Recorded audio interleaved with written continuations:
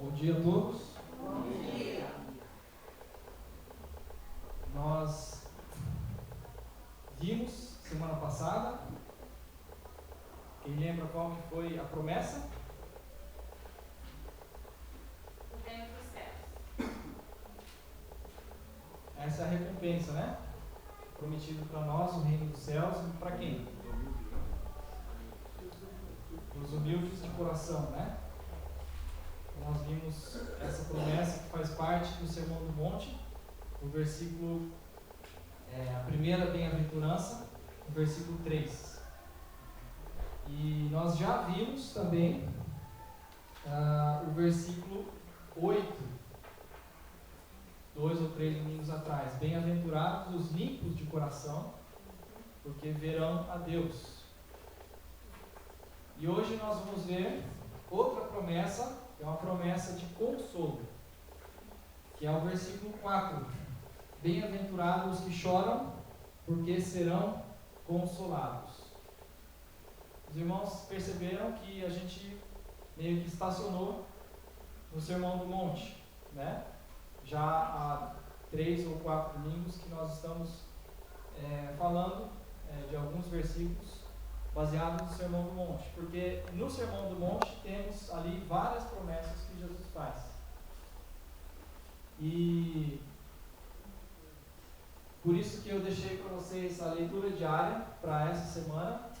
Eu deixei para vocês lerem de cabo a rabo, de ponta a ponta, do começo ao fim do sermão que Jesus dá. Começa no capítulo 5 e termina no capítulo 7. E a leitura de hoje é Filipenses 2, que fala da humildade de Jesus, que é o nosso maior exemplo de humildade, um coração humilde, que se colocou num lugar que não era dele, mas ele fez isso pensando em nós, né? E então eu queria deixar alguns minutos, se alguém leu fez essa leitura diária, se você quiser comentar alguma coisa, como temos feito todo domingo, você pode compartilhar agora.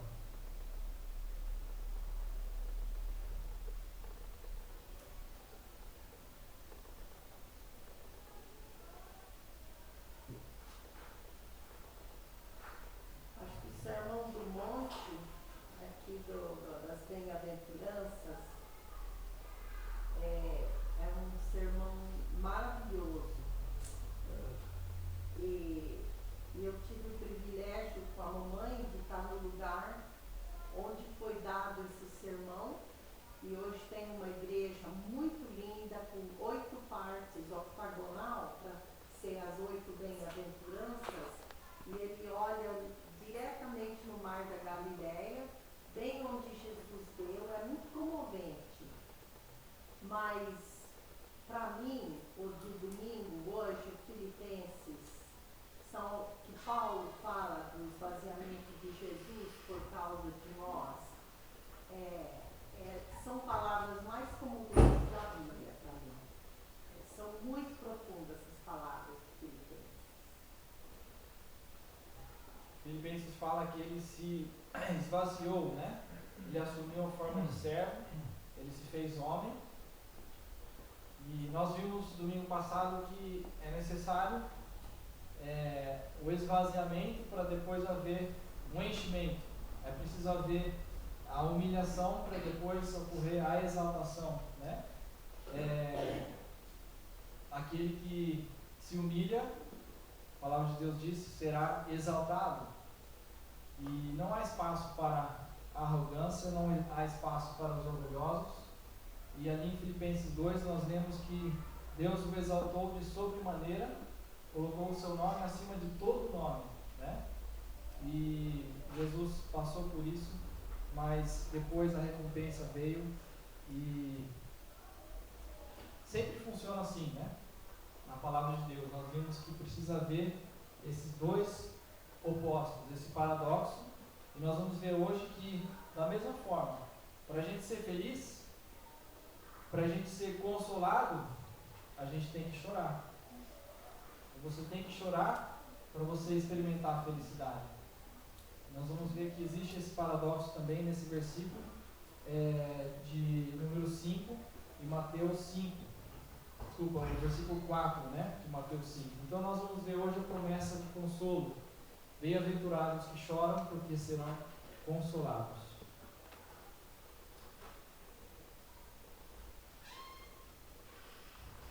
Nós vimos domingo passado que a pobreza de espírito, bem-aventurados pobres de espírito, não é uma coisa física, né? Não é uma coisa externa, é uma coisa espiritual, é uma pobreza de espírito, é lá dentro. E da mesma forma, esse choro não é nada externo, não é você ir no enterro e você chorar porque a tal pessoa faleceu, não é você assistir um filme e ficar comovido e você chorar, não é um choro assim emocional por alguma coisa externa, é um choro interno. Não necessariamente precisa haver lágrimas, mas dentro de você existe choro, existe pranto, existe gemido, né? É uma coisa que acontece lá dentro, não é nada físico, não é nada externo, mas ele é algo espiritual. E uma outra coisa sobre isso é que é oposto, é contrário do que o mundo valoriza, né? Jesus está dando aqui um perfil de uma pessoa que é espiritual, uma pessoa as características de uma pessoa que faz parte do reino de Deus, que é um filho de Deus.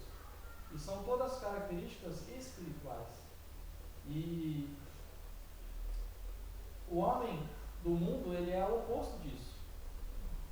O mundo não valoriza a fraqueza, né? O mundo não valoriza a gente chorar. O mundo não valoriza você mostrar essa fraqueza. Muito pelo contrário. Você chora, você é um mariquinho. Você chora, você é fraco.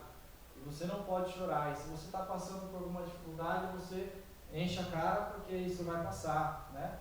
Se você está passando por algum problema, vai lá, usa drogas, que isso vai resolver, vai trazer a felicidade para você. Tapa essa sua tristeza com alguma coisa, né? Vai no shopping comprar uma. Vai consumir, vai gastar dinheiro, você vai se sentir bem, né? Mas essa felicidade, ela é exterior e ela não dura. Mas o mundo não valoriza isso. O mundo quer que você seja diferente, quer que você coma, beba e se divirta e aproveite essa vida, porque essa vida é só isso, é só o que está ao nosso redor, sendo que a palavra de Deus mostra que não é isso. Existe muito mais do que a gente vê, muito além do que está aqui ao nosso alcance, e nós vamos falar um pouquinho mais sobre isso daqui a pouco.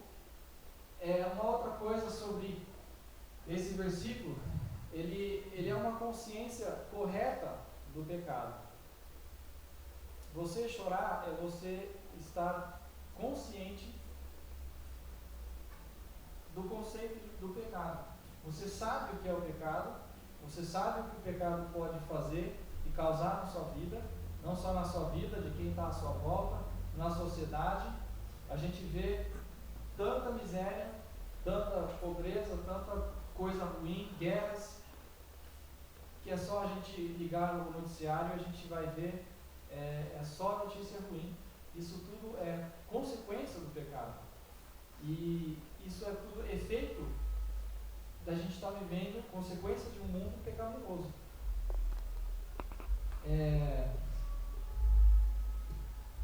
É uma reação negativa para depois ela tornar-se positiva. Como falando já, você tem que chorar, você tem que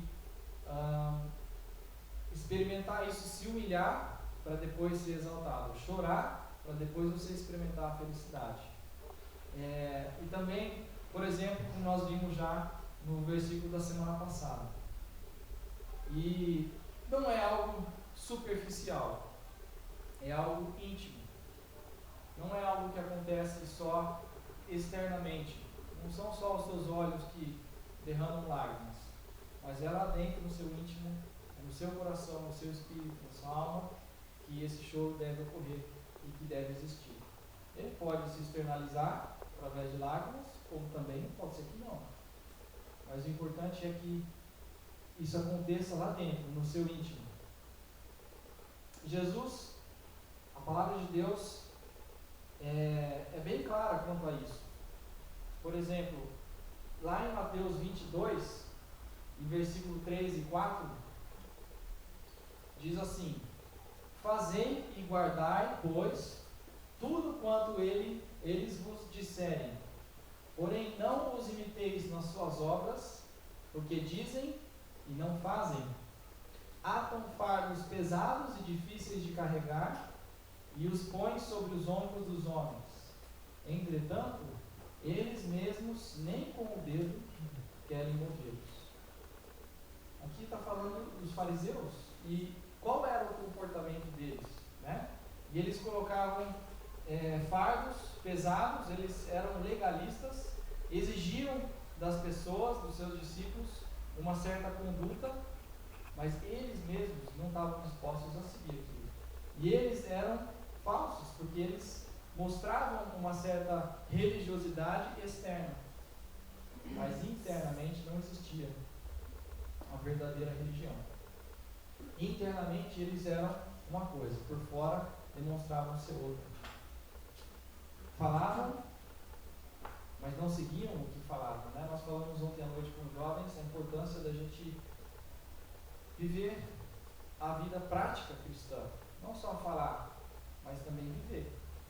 E os fariseus, Jesus chamou eles de raça de víboras, falsos, né? Hipócritas, porque eles por fora eram uma coisa, mas por dentro não tinham nenhuma vida espiritual. Eram como um sepulcro caiado, né? Por fora era bonito, mas por dentro cheio de ossos mortos, cheio de podridão e morte. A palavra de Deus valoriza sempre. Jesus deixou isso claro também quando ele disse: olha, a lei diz, não adulterarás. Eu, porém, vos digo, se você olhar para uma mulher com intenção pura, no seu coração já adulterou.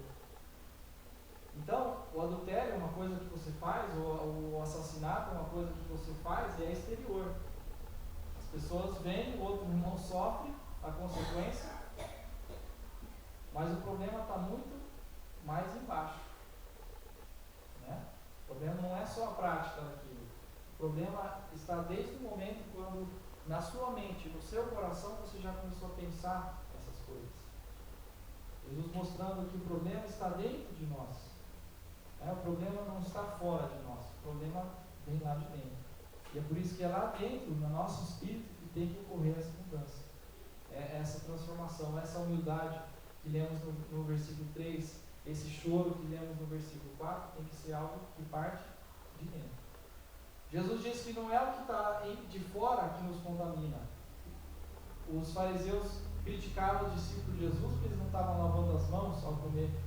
E Jesus falou: olha, não é a bactéria que está na mão que vai nos contaminar, que vai nos deixar doente. Porque a doença já está dentro de nós. E um outro versículo, em 1 Samuel 15 e 22, porém Samuel disse: tem porventura o Senhor tanto prazer em holocaustos e sacrifícios, quanto em que se obedeça a sua palavra? Eis que obedecer é melhor do que o sacrificar, e o atender melhor do que a gordura de carneiros. Não adiantava, né, para o judeu no Velho Testamento estar lá oferecendo sacrifícios, se no seu coração, por dentro, ele não estava sendo obediente a Deus. Não adianta a gente estar aqui sentado no banco ouvindo a palavra de Deus, ou aqui louvando a Deus, se a gente está aqui só de corpo, mas a gente não está de alma, de espírito, consciente. Falamos hoje de manhã na ceia, né, que nós temos que examinar a nós mesmos, comer os emblemas com discernimento, porque a igreja em Corinto, os irmãos estavam fazendo isso sem discernimento, estavam se reunindo para uma festa, como se fosse uma festa qualquer, e estavam comendo, bebendo, se embriagando, e não entendendo o propósito, o princípio da ceia, que atrás daqueles emblemas, daquela comida, havia uma simbologia que deveria ser respeitada e prezada e seguida. Então não adianta a gente estar aqui na ceia e presente participando se lá no nosso íntimo não existe esse discernimento, se não existe vida espiritual. E por isso existe a preocupação constante com o homem interior. Porque é o homem interior que vai mudar o nosso homem exterior. A boca fala do que está cheio o coração, né? E as pessoas vão ver o nosso cristianismo se eles enxergarem vida interior, se eles enxergarem vida espiritual em nós. Não adianta a gente estar evangelizando, fazendo campanhas em massa ou evangelizando individualmente, fazendo esforços, tendo cultos e rotinas e programas para jovens, para adultos, para as mulheres e para os homens. Tudo isso é uma reunião atrás da outra, mas se não existir dentro de nós vida espiritual, se isso não está fluindo de dentro de nós, não vai ter impacto nenhum. Não vai haver o cristianismo verdadeiro. Versículo de Mateus 5, 27, já citamos, né? Não precisamos parar aqui. Os fariseus, né? A primeira foto ali de cima, uma foto de alguns fariseus, que talvez é o maior exemplo dessa hipocrisia. E eu coloquei aqui também a foto de um puritano, né? Ou a foto do movimento Amish. Nós falamos semana passada que algumas pessoas entendem essa pobreza de espírito, falamos na semana passada, como algo externo, né? E aí se retiram, se excluem. Os monges são exemplo disso. Para se afastar do mundo, para se afastar do pecado, para ficar longe, eles abrem mão da riqueza e se tornam pobres e vivem praticamente só com a comida e com o vestimento e uma vida muito simples. Mas vimos que não é algo externo, né? É algo que acontece lá dentro.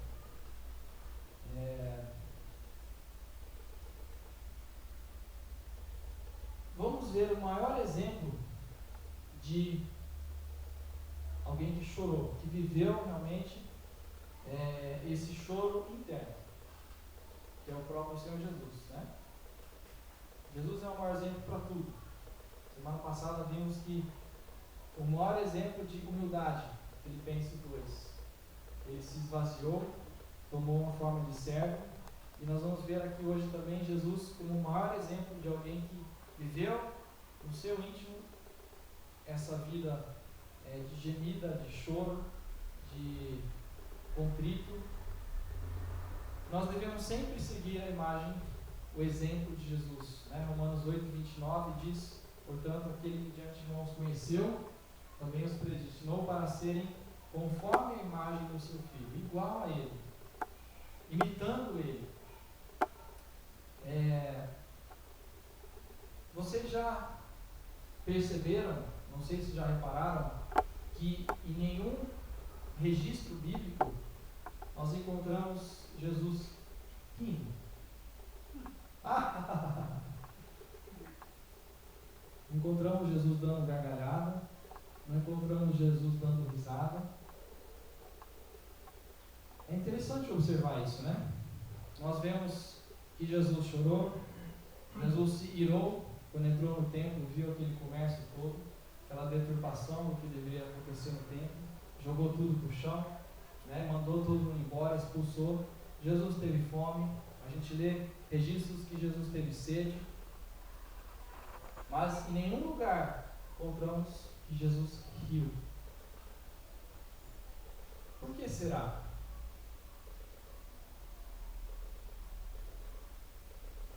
Isaías descreve Jesus, o Messias, no versículo 3 de Isaías 53, de uma forma muito triste.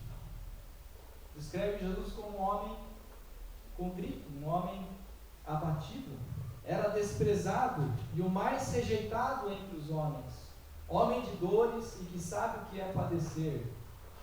E como um de quem os homens escondem o rosto, era desprezado, e dele não fizemos caso.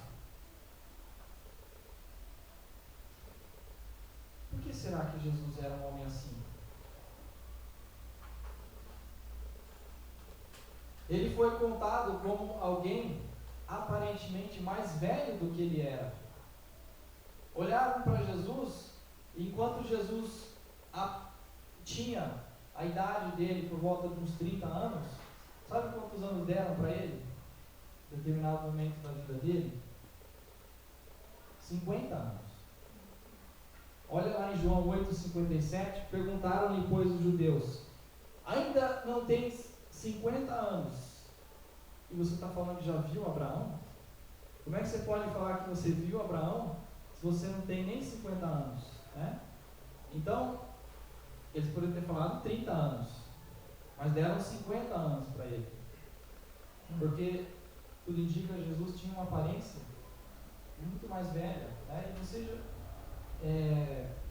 já repararam, às vezes uma pessoa aparenta muito mais velha do que ela é, porque certamente é porque essa pessoa sofreu demais, comeu muito pão de água amassou, ficou muito debaixo do sol, com a pele toda enrugada, porque por causa de um sofrimento, por causa de angústia, de choro, desse tipo de experiência. Jesus é descrito como um homem assim. Jesus chorou pela morte de Lázaro, versículo mais fácil de decorar na Bíblia, João 11:35. Jesus chorou. Por que ele chorou? Jesus também chorou pela cidade de Jerusalém. Ele olhou para a cidade e ele chorou pela cidade, porque ele previu a destruição da cidade. Ele sabia que o resultado da cidade seria essa, por causa do seu pecado, da sua desobediência, do seu afastamento de Deus. Então a gente vê na vida de Jesus um homem assim. E tudo isso por causa do quê? Jesus sabia, ele era consciente da gravidade do pecado. E por isso ele não tratou esse assunto levianamente. Ele não ria para isso, não. Ele não achava graça nisso. Ele chorou por nós, né? Por causa do sofrimento que nós ainda vamos ter. O versículo não está dizendo que a gente não pode ser feliz. Muito pelo contrário, a gente é muito feliz. Mas para que a gente seja muito feliz, para que a gente experimente o consolo, tem que primeiro haver o choro. Tem que primeiro a gente ter consciência do pecado em nós. Né? E Jesus tinha muito consciência do que o pecado é e do que o pecado pode fazer no homem e para o homem. E ele tinha tanta consciência que ele se dispôs a tomar o nosso lugar, a pagar o preço desse pecado por nós. Ele sofreu muito por causa disso. Não foi fácil para ele, né? Não foi uma coisa tranquila dele fazer. Tanto que Isaías dá aquela descrição, né? Um homem desprezado, um homem de quem se escondia o rosto, não queria olhar.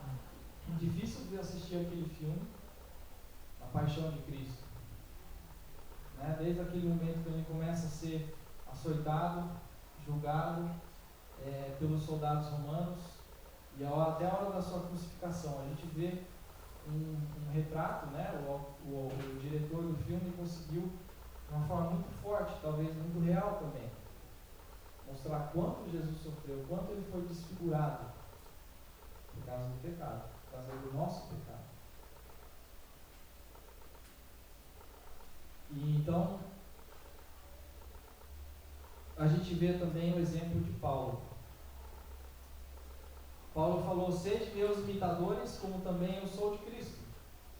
Vemos o exemplo de Jesus. Paulo imitou Jesus em muitas coisas. E Paulo fala com ousadia e com até orgulho: olha, pode ser meu imitador, porque eu sou imitador de Cristo. E nós deveríamos poder falar isso para os outros também. Pode me imitar, porque eu estou imitando a Cristo. Quando a gente fizer isso, né, as pessoas vão ver Cristo através de nós. Nós vamos ser uma Bíblia ambulante. Nós vamos estar evangelizando sem falar nada. Só através do nosso testemunho, só através da nossa imitação. E olha o exemplo de Paulo, uma pessoa também que chorava, uma pessoa que no seu íntimo chorou muito. Primeiro versículo em Romanos 7, 24, ele fala naquele contexto, olha, aquilo que eu quero fazer, o bom que eu quero fazer, eu não consigo. E o mal que eu não quero fazer, o meu corpo faz. E eu vivo nessa batalha constantemente. E ele fala, desgraçado o homem que eu sou, no versículo 24 de Romanos 7. Quem me livrará desse corpo da morte? Paulo estava expressando aqui o conflito que todo cristão vive. E que ele não era exemplo disso não. Paulo foi um ótimo imitador de Cristo, mas ele não era santo nesse aspecto. Ele também vivia lutando contra o pecado na sua vida. E ele não tinha medo de mostrar isso. E ele mostra aqui, em preto e branco, muito claro em Romanos 7, essa luta, essa batalha, e ele descreve isso também depois na carta aos Gálatas, né? A luta entre a carne e o espírito. E ele fala, olha, eu sou um desgraçado, eu sou um desaventurado. Para ele falar isso, tinha que estar acontecendo dentro do íntimo dele um sofrimento. Ele era um homem que sofria por causa do pecado. Não sabemos qual que era o espinho na carne dele, mas ele sofria. Olha outro versículo, alguns comentaristas acham que em Romanos 7, Paulo estava falando de uma fase na vida dele, mas que depois essa fase passou. Não é possível que Paulo vivia esse conflito sempre.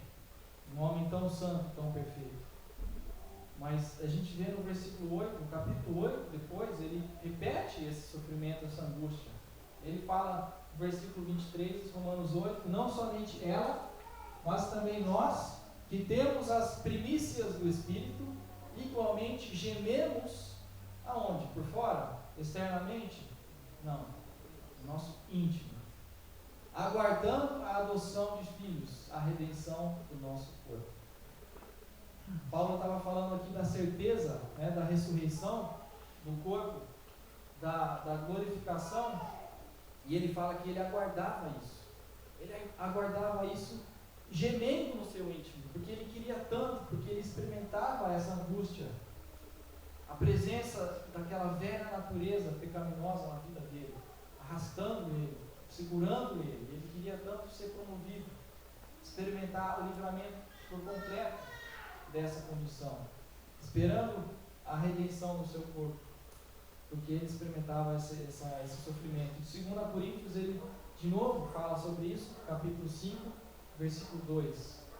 E por isso, neste tabernáculo, gememos, aspirando por sermos revestidos da nossa habitação celestial. É porque esse gemer do Espírito chega a doer. É uma dor física.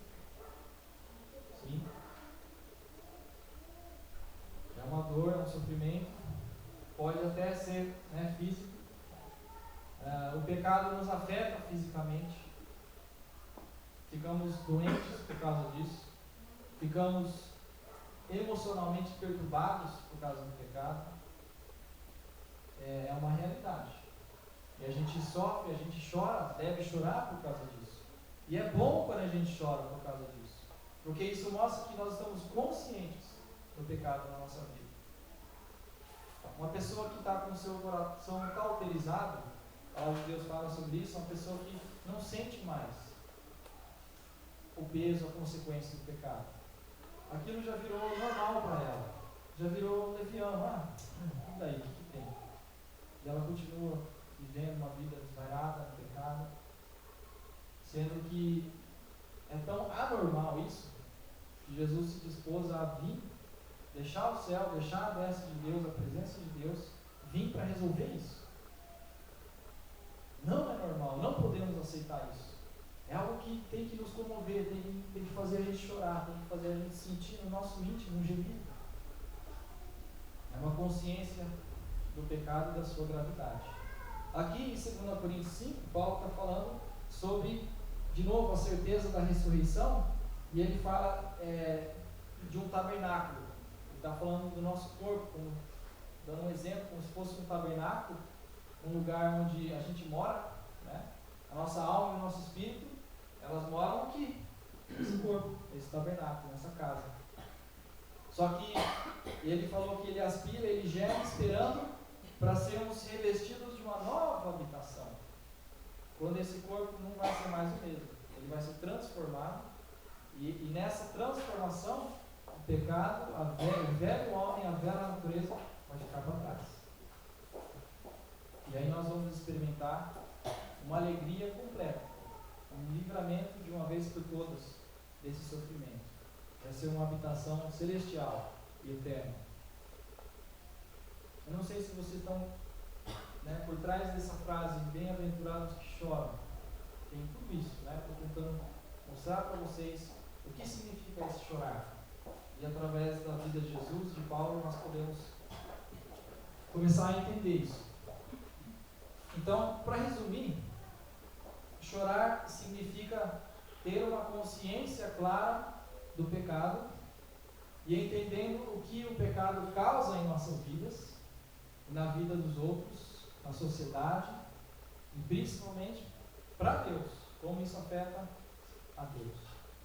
Nós devemos ter uma consciência sensível ao pecado e aos seus efeitos devastadores. Isso significa chorar nesse versículo. Ter essa consciência, ter essa noção, essa sensibilidade, que a gente nunca deve perder. Todos os dias da nossa vida a gente deve ter essa sensibilidade. Todos os dias da nossa vida a gente deve praticar 1 João 1,9. Deveria ser um dos versículos que a gente mais pratica, porque a gente continua pecando, nesse corpo, nesse mundo. E se a gente não pratica 1 João 1,9, nós estamos fora de comunhão com Deus. Isso pode acontecer e é muito mais comum do que a gente imagina. Crentes, amigos nossos, irmãos, que a gente está em comunhão, que a gente está ali junto, que está na igreja, mas às vezes a pessoa está em fora de comunhão com Deus, porque esqueceu de confessar, esqueceu de ficar sensível no pecado na sua vida, esqueceu de chorar. A gente pode passar dias, semanas, talvez meses, talvez anos fora de comunhão com Deus, porque a gente perde essa sensibilidade. Pode acontecer. Perdeu o clipe da live.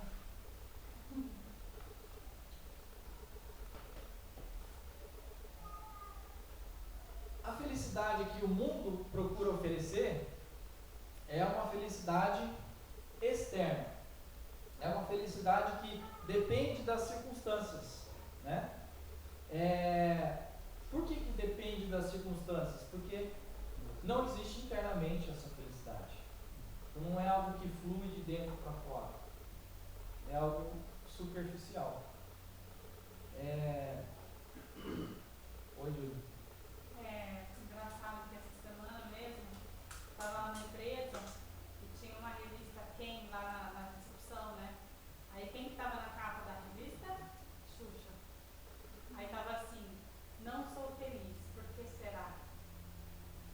É um exemplo, Ela não tem Cristo, mas ela tem muito dinheiro, não tem uma vida desregada.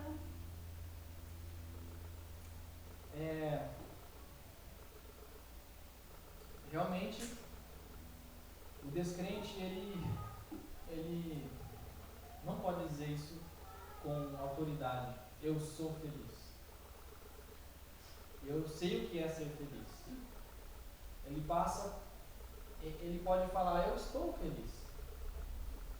Mas ele não pode dizer, eu sou feliz. Ele pode passar por momentos de felicidade, ele pode passar por momentos de êxtase, de picos, né, emocionais de felicidade. E é o que acontece, né? O mundo oferece meios para você ser feliz, mas são meios que são passageiros, não duram. E você vai numa montanha russa, você fica 2 horas na fila para 2 minutos de emoção, depois acabou. Você consome alguma droga que te oferece aí algumas horas de êxtase, um sentimento agradável, mas que vai passar. E para você continuar assim, você tem que ficar consumindo mais aquilo. E aquilo vai te consumindo de uma tal forma que você não percebe que é uma felicidade falsa. Festas, né? Bebida, comida, você está com fome e você come, satisfeito. Passa 3 horas, 4 horas, está com fome de novo. Né? Então, tudo que o mundo pode oferecer é passageiro e não completo, não nos satisfaz por inteiro. Talvez o maior exemplo disso, além da Xuxa e outros exemplos que a gente pode ver talvez na mídia, pessoas famosas, pessoas ricas, pessoas que têm tudo, entre aspas, mas às vezes, se for conhecer o íntimo delas, são pessoas infelizes, pessoas tristes, né? Pessoas que não têm Deus, eles são assim.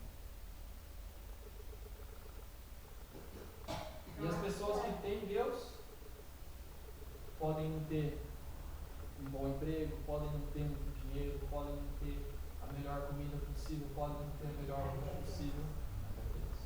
Eu acho que a felicidade, eu sinto por mim, né, que é a paz que nós temos. Porque cada coisa que acontece assim, que a gente sabe que a gente não pode fazer nada, não pode consertar, mas vem sempre na mente se Deus pode, né? Porque Ele sabe por que nós estamos passando por isso. Então, a gente não fica assim, desesperado, né? Como eu, em outros tempos, eu fiquei, né? E chorava antes do tempo, sofria antes do tempo, né?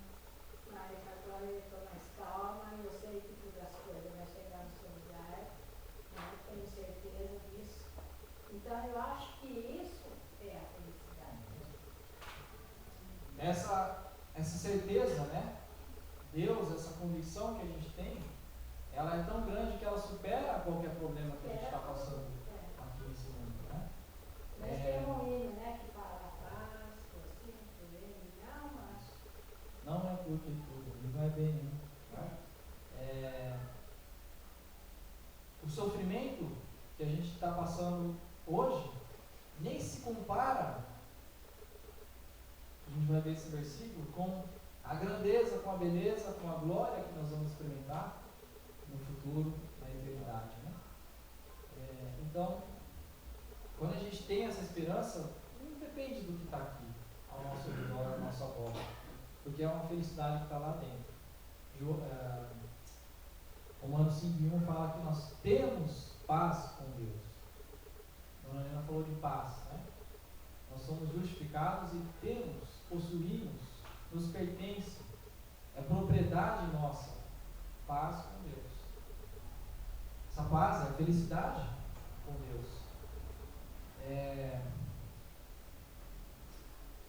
A prosperidade que o mundo vende é uma prosperidade material, uma prosperidade superficial. Mas Jesus falou: olha, eu não vim aqui, eu vim aqui para buscar e salvar o perdido. Eu vim aqui para resolver o seu problema espiritual. Não é uma solução material. Os judeus tanto esperavam, né, o Messias que fosse libertar eles de uma forma militar, de uma forma exterior, de uma forma nacional, né? Eles queriam ser livres dos romanos e queriam ter a sua independência, queriam ser prósperos e ter um reino próprio. Eles estavam pensando externamente. Mas Jesus falou: olha, para que isso aconteça, isso vai acontecer ainda, mas antes tem que resolver um problema que é interno, que é interior. E o homem precisa entender isso também, não só o judeu, mas todo homem entender que para ele ser feliz, ele tem que resolver um problema que é interno, que é espiritual. O maior exemplo, estava começando a falar e acabei desviando, mas o maior exemplo talvez disso seja Salomão. Né? Ele falou: tudo desse mundo, que esse mundo oferece, é vaidade. É como uma folha no vento que foi embora. Ele experimentou tudo do bom e do melhor: sabedoria, conhecimento, mulheres, comida, bebida, palácios, moradia, jardins, gado, carros importados, né, se fosse trazer para a época de hoje, mansões, tudo que ele queria. Ele estalava os dedos: olha, eu sou o rei da cocada preta, pode me trazer porque eu quero ver como é que é, eu quero experimentar. Tinha um harém de mulheres, e ele resume a carta de Eclesiastes dizendo: tudo é vaidade, tudo é uma felicidade passageira, porque sem Deus é assim que a gente se sente. Mas a felicidade do crente, então, ela não depende das circunstâncias, porque ela é algo que flui de dentro para fora. Eu coloquei a foto ali da mulher, pensei: que foto que eu vou usar aqui, né, para fazer o contraste com aquela outra foto, jovens numa festa, num ambiente alegre, descontraído, numa balada. A moça está sorrindo sozinha, ninguém com ela, por si só, né? Ela está sorrindo. Então a gente vê essa diferença, esse contraste, os valores do mundo e os valores de Deus, né? E qual que é a recompensa? Nós seremos consolados. Bem-aventurados que choram, porque serão consolados. E como nós seremos consolados?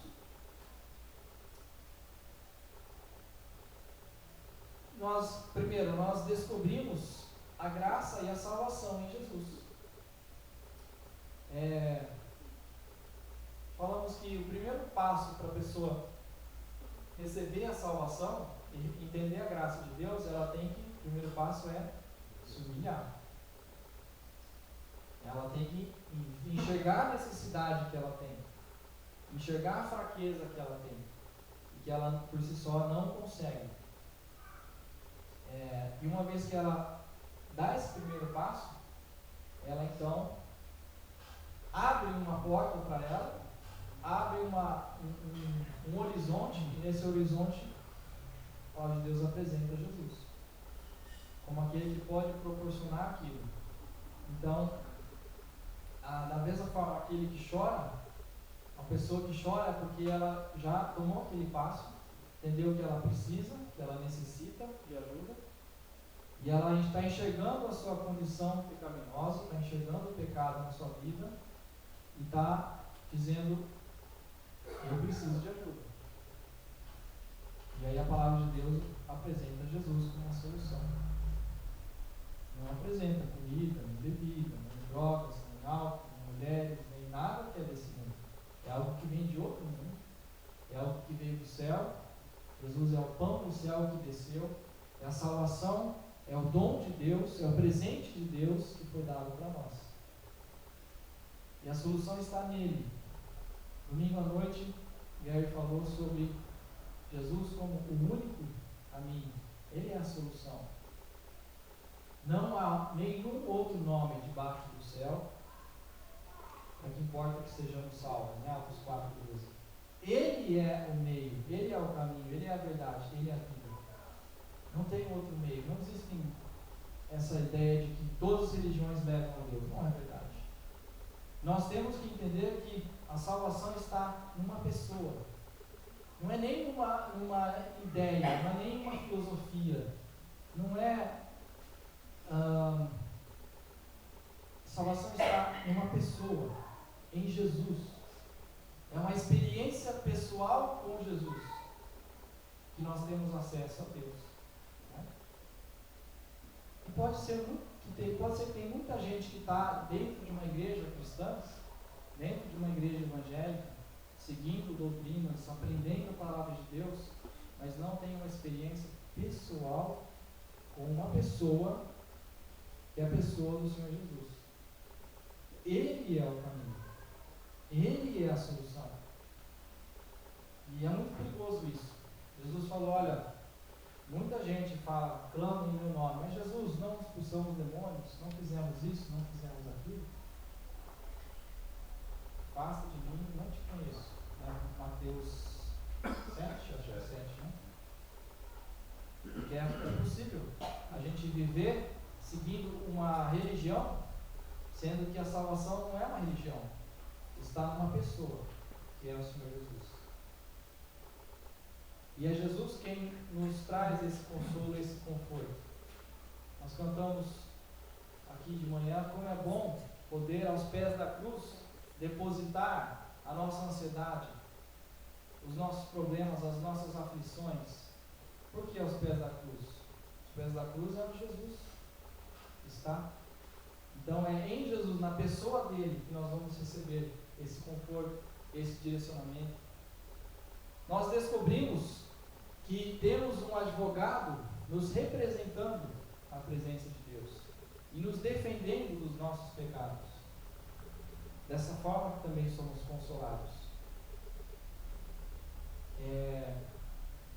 Toda vez que nós pecamos, 1 João 9, confessamos, 1 João 2:1 fala, se porém pecarmos, temos um advogado junto ao Pai, que está ali intercedendo, nos representando. Cada vez que a gente peca e a gente chora por esse pecado, reconhece e é sensível para ele e confessa, Jesus nos consola, nos dando o perdão, nos purificando de toda a injustiça e de todo o pecado. Que outra forma que nós somos consolados? Descobrimos que, a terceira forma, descobrimos que nós seremos libertos desse velho homem e que herdaremos um novo tempo, finalmente livre do pecado. Isso nós lemos lá em 2 Coríntios 5, né? Também, outra forma que seremos consolados, nós descobrimos que haverá um novo céu e uma nova terra. João, na revelação que ele recebeu ali em Apocalipse, ele viu um novo céu, nova terra. Vai ser diferente, vai haver uma transformação, vai haver uma mudança, vai haver uma melhoria, um lugar onde vai haver ausência total do pecado, e nós vamos experimentar isso, nós esperamos por isso, né? E vamos experimentar essa felicidade completa. Tudo isso que está lá no futuro, lá no porvir, que a gente espera e anseia, não pode acontecer se lá atrás, em algum momento da sua vida, você não foi humilde de coração, se você não chorou, se você não reconheceu. Aquilo é o ponto inicial, é o gatilho que desencadeia tudo isso, toda essa esperança, todo esse porvir que nos espera. Nós descobrimos que este mundo é apenas passageiro, e que o sofrimento momentâneo não se compara com o que nos espera. Falamos desse versículo, Romanos 8 e 18, diz assim, vamos abrir ele, porque para mim tenho por certo que os sofrimentos do tempo presente não são para se comparar com a glória por vir a ser revelada em nós.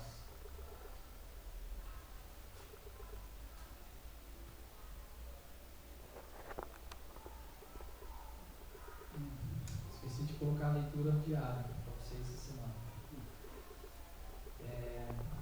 Mas eu trago para vocês à noite, tá? Eu entrego a folhinha para todos que estiverem até a noite. Então, irmãos, vamos chorar, vamos estar sensíveis para o pecado, para que possamos ser consolados. Vamos tentar viver esse versículo. Se você está aqui e é convertido, é porque você já viveu, você já experimentou, você já um dia reconheceu sua necessidade. E colocou diante de Deus e recebeu a graça e a salvação de Jesus. Mas isso é uma coisa que não para. É constante. Deve ser repetido dia após dia. Nós temos que sempre ter essa consciência na nossa vida. Vamos orar?